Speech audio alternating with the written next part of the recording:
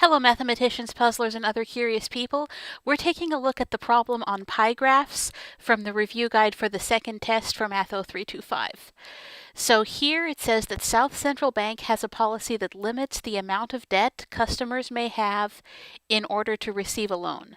The pie chart on the right, that's this one right here, shows the highest percentage of debt that the bank will allow. From the way these percentages are, I think that that's as a percentage of their total monthly budget, what the payments would be. The next three pie charts represent three loan customers applying to South Central for a loan. So the customer's debt is broken into three categories: car, credit card, and mortgage. The problem asks us which customers meet the bank policy on the limit of the amount of debt. So we have three kinds of debt here. Their car loan, which is in blue on all three. Their credit card, it seems they all have one, and that's in gray on all three. And their mortgage, which is in yellow on all three. So those three together tell us about the person's debt, and that would compare with the bright red, well, really dark red on this one, debt slice on their policy.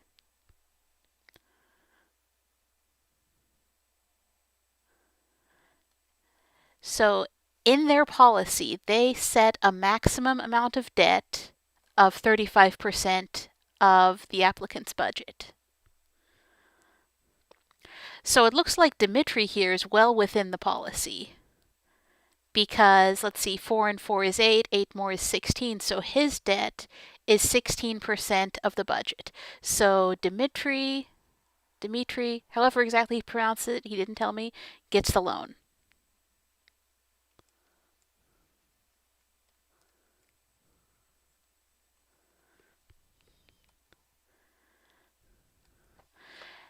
Now let's take a look at Mark.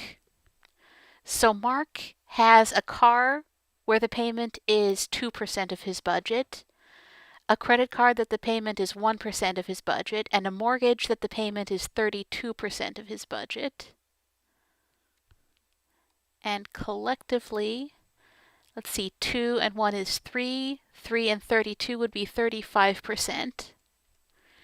So that's right at this limit here. Let's double check. So the policy says that this is the highest percentage of debt that the bank will allow. So 35% is okay. So we're saying here that according to the policy, the debt needs to be less than or equal to 35%. So Mark is okay. Mark gets the loan.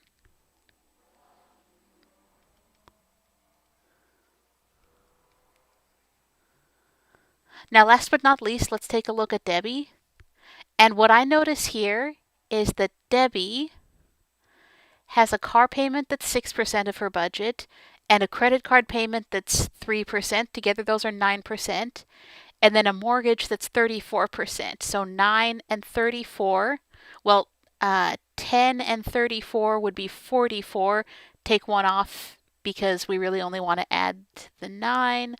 So we'd be 44, 43%. Uh-oh. That 43% is more than 35%. So Debbie does not get a loan.